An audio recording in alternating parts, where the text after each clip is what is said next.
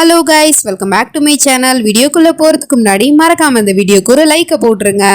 Last பார்ட்ல நம்ம ஹீரோயினோட அப்பா போய் கேஸ் போட்டு ஹீரோவை போலீஸ்ல மாட்டி விட்டுருப்பாரு. இதெல்லாம் தூரத்துல இருந்து நம்ம ஹீரோயினையும் பார்த்துக்கிட்டு தான் இருக்கா. கதவை திறந்து வெளியே போலான்னு பார்த்தா அவங்க லாக் பண்ணி வச்சுக்கிட்டு திறக்க மாட்டுறாங்க. பாட்டி வெளியே தான் நிக்கிறாங்க.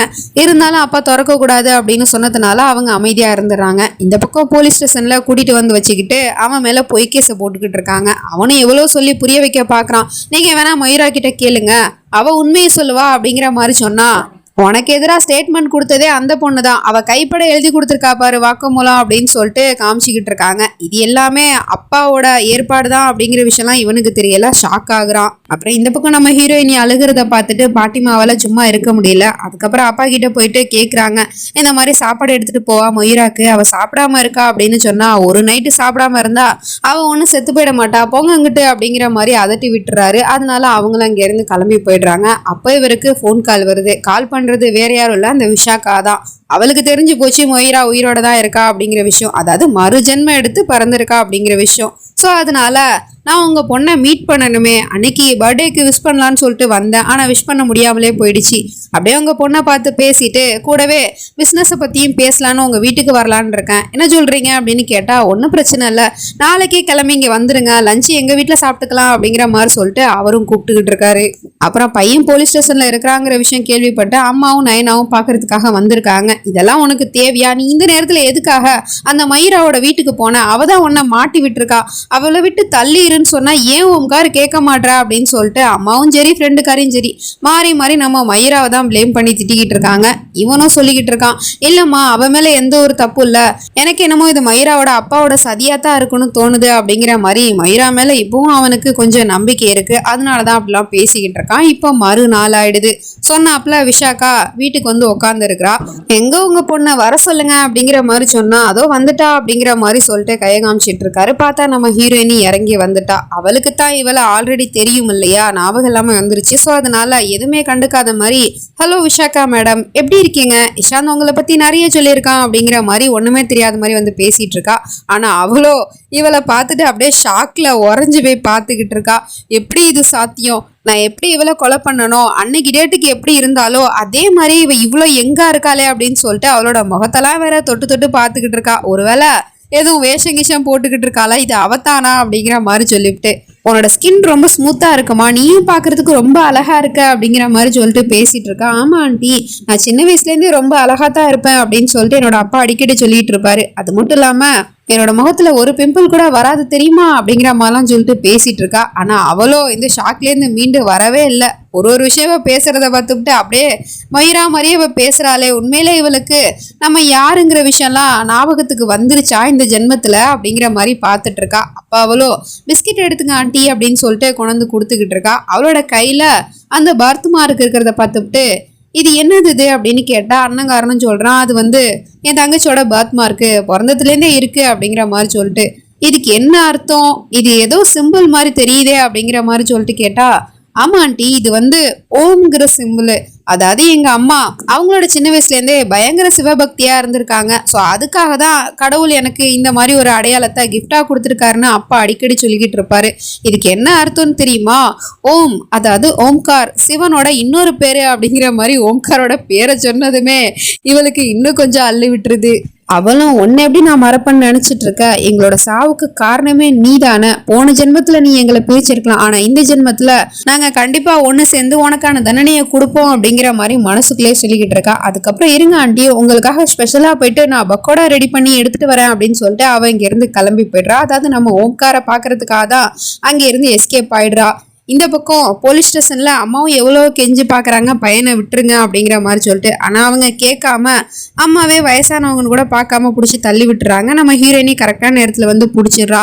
என்ன இப்படி பண்ணிக்கிட்டு இருக்கீங்க, வயசானவங்க கிட்ட இப்படி தான் நடந்துப்பீங்களா அப்படிங்கிற மாதிரி சொல்லிட்டு வந்து கேட்டுட்டு இருக்கா. நீ யாருமா அப்படின்னு கேட்டா, இப்போ யாரோட ஸ்டேட்மெண்ட்ல ஓம்காரை பிடிச்சி வச்சிருக்கீங்களோ அந்த பொண்ணு தான் நான். இப்போ நானே வந்துட்டேன்ல, எனக்கு எதுவும் ஆகலை, நான் நல்லா தானே இருக்கேன், என் அப்பா தான் அந்த கம்ப்ளைண்ட்டை கொடுத்தாரு, அதுவும் ஃபேக்கு தான், இப்போ நான் உங்க கண்ணு முன்னாடி நல்லா தானே இருக்கேன், அதனால ஓம்காரை ரிலீஸ் பண்ணுங்க அப்படிங்கிற மாதிரி சொன்னா, சாரி மேடம் உங்க அப்பா தான் இந்த கம்ப்ளைண்ட்டை கொடுத்தாரு, அவர் சொல்ற வரைக்கும் இவனை எங்களால வெளியே விட முடியாது அப்படிங்கிற மாதிரி சொல்லிடுறாரு. நம்ம ஹீரோயினியும் ஓம்கார் கிட்ட வந்து நீ ஒன்றும் கவலைப்படாத ஓம்கார், உன்னை எப்படி வெளியே கொண்டு வருதுன்னு எனக்கு தெரியும் அப்படிங்கிற மாதிரி சொல்லிட்டு இருக்கா. அதே சமயம் இந்த பக்கம் பொண்ணு மிஸ்ஸிங் ஆயிட்டா அப்படிங்கிற விஷயம் அண்ணங்காரனுக்கு தெரிஞ்சிச்சு போல. அவன் வந்து அப்பாவோட காதுல சொல்லிக்கிட்டு இருக்கான்.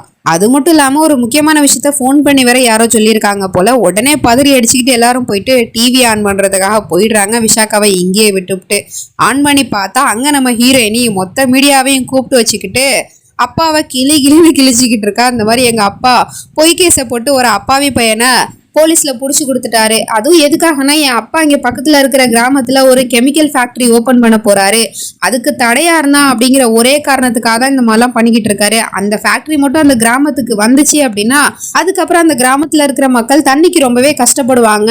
இது எல்லாம் தெரிஞ்சதுனாலதான் ஓம்கார் அதுக்கு தடையா இருந்தா அந்த ஃபேக்டரி அங்க வரக்கூடாதுன்னு சொல்லிட்டு அதனாலதான் அப்பா இந்த மாதிரிலாம் பண்ணிக்கிட்டு இருக்காரு. போலீஸும் வந்து அவங்களுக்கு சப்போர்ட் பண்ணி அவனை விட மாட்டாங்க. கம்ப்ளைண்ட் கொடுத்ததே என்ன வச்சுதான். இப்ப நானே வந்து சொல்லி இருக்கேன், ஆனாலும் அவங்க ரிலீஸ் பண்ண மாட்டாங்க. என்னன்னு நீங்களே நியாயத்தை கேளுங்க அப்படிங்கிற மாதிரிலாம் சொல்லிட்டு அப்பாவை பத்திலாம் நல்லா பேசி விட்டுறா. ஸோ இதை பார்த்துட்டு இவர் பயங்கரமா ஷாக் ஆகுறாரு. இவ எப்படி இங்க இருந்து அங்க போய் நிக்கிறா அப்படிங்கிற மாதிரி சொல்லிட்டு அப்புறம் என்ன ஒரே கூட்டமா இருக்கு அப்படின்னு சொல்லிட்டு விஷாக்காவும் அங்க ஓடி வந்து பாக்குறா. பார்த்தா நம்ம ஹீரோவை அதுக்கப்புறம் அந்த போலீஸும் விடுவிச்சிட்டாரு. சரிம்மா கூட்டிட்டு போமா, நாங்க பாத்துக்கிறோம் அப்படிங்கிற மாதிரி சொல்லிட்டு அவனை பார்த்த நம்ம விஷாகாக்கு பயங்கர ஷாக்கு. ஓம்கார் இவனும் எப்படி உயிரோட இருக்கான் அப்படிங்கிற மாதிரி சொல்லிட்டு அதிர்ச்சியில் அப்படியே பார்த்துக்கிட்டு இருக்கா. அந்த பக்கம் நம்ம ஹீரோயினியும் ஓம்காரு கிட்ட சேர்ந்து சொல்லிக்கிட்டு இருக்கா, அந்த கிராமத்துக்கு எந்த ஒரு பிரச்சனையும் வர்றதுக்கு நானும் ஓம்காரும் விடமாட்டோம். நாங்கள் 2 பேரும் அந்த ஃபேக்ட்ரி அங்கே வரவிடக்கூடாது அப்படிங்கிறதுக்காக என் அப்பா கூட சண்டை போடுறதுக்கு தயாராக இருக்கும். என் அப்பாவா இருந்தாலும் சரி வேற யாரா இருந்தாலும் சரி அப்படிங்கிற மாதிரி சொல்லிவிட்டு 2 பேரும் இப்படி நிற்கிறத பார்த்துட்டு இவளுக்கா என்ன சொல்றதுன்னே தெரியல. அப்படியே உறைஞ்சி போய் அங்கேருந்து ஓடி போயிடுறா அதிர்ச்சியில. அப்பாவும் இந்த பொண்ணு நமக்கு எதிராகவே பேசிட்டு இருக்கா. அவ எப்படி இங்க இருந்து போனா, பாட்டிமா நீங்க தானே ஒழுங்கா பார்த்துருக்கணும் அப்படிங்கிற மாதிரி சொல்லிட்டு பாட்டியை வேற திட்டிட்டு இருக்காரு. இந்த பக்கம் நம்ம ஹீரோயினி என்னதான் ஓம்கார ஜெயிலேருந்து காப்பாத்தி வெளியே கூட்டிட்டு வந்தாலும் அம்மா என்ன சொல்றாங்கன்னா, என் பையன் ஜெயிலுக்கு போனதுக்கு காரணமே நீயும் உன் அப்பனு தான். என் பையனை விட்டு உங்க குடும்பமும் சரி நீயும் சரி தள்ளியே இருங்க, அவன்கிட்ட நெருங்காதீங்க அப்படிங்கிற மாதிரி சொல்லிட்டு நம்ம ஓம்காரா இங்க இருந்து இழுத்துட்டு போயிடுறாங்க. இந்த பக்கம் விஷாக்காவால என்ன நடக்குது ஏது நடக்குதுங்கிறத அவளால யோசிக்க கூட முடியல. நான் பார்த்ததெல்லாம் கனவா நனவா, உண்மையிலே 2 பேரும் எப்படி செத்து போனாங்களோ அதே மாதிரி இப்போ வந்து என் கண்ணுக்கு முன்னாடி நின்றுட்டு இருக்காங்க. இது எப்படி நம்புறதுன்னு எனக்கு தெரியலையே. மயூராவை நான் பார்த்தது உண்மை அப்படின்னா அப்போ ஓம்கார் உயிரோட இருக்கான், அதாவது மறுஜென்மம் எடுத்து பறந்து வந்திருக்கான் அப்படிங்கிறதும் உண்மைதான் போல.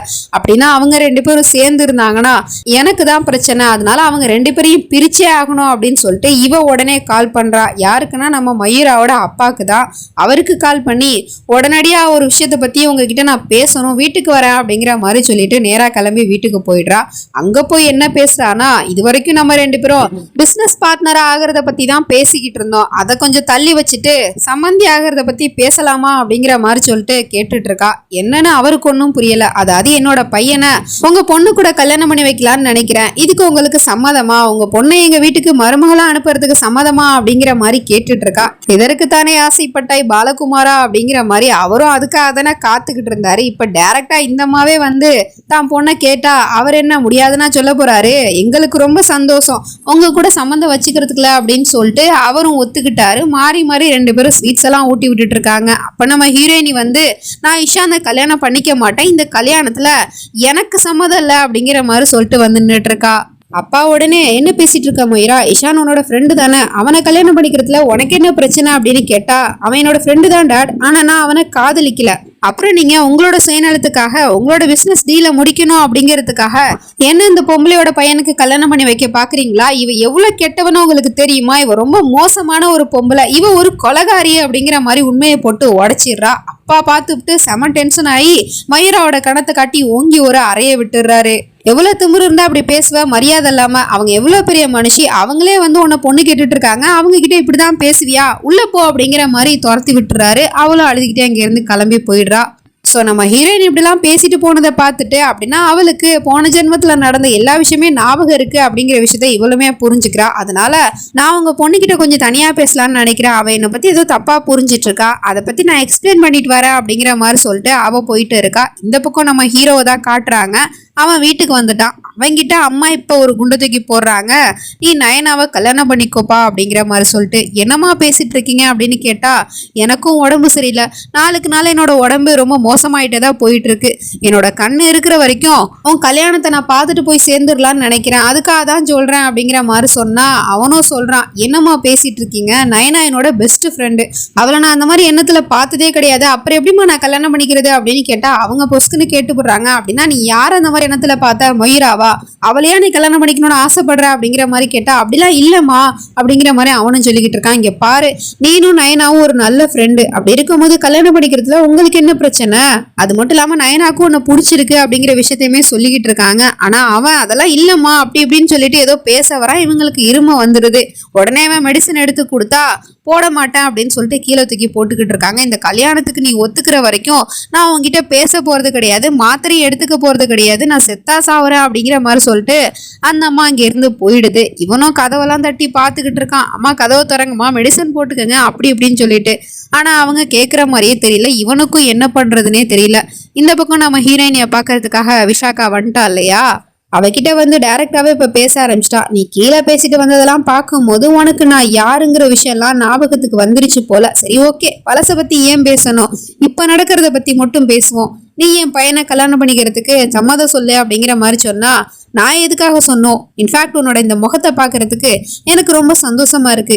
நீ என்னை பார்த்து பயந்துட்டல, திரும்பவும் நானும் ஓம்காரும் சேர்ந்து எங்க உன்னை பழி வாங்கிடுவோமோ அப்படின்னு பயந்துக்கிட்டு தானே நீ இப்போ உன் பையன் கூட என் கல்யாணத்தை ஃபிக்ஸ் பண்றதுக்காக இங்க வந்திருக்க. கண்டிப்பா நான் கல்யாணம் பண்ணிக்கத்தான் போறேன், ஆனா உன் பையனை இல்லை, என்னோட ஓம்கார அப்படிங்கிற மாதிரி சொல்லிவிட்டு அவ இங்க இருந்து கிளம்பி போயிடுறா. இவளுக்கு நோஸ் கட் ஆயிடுது.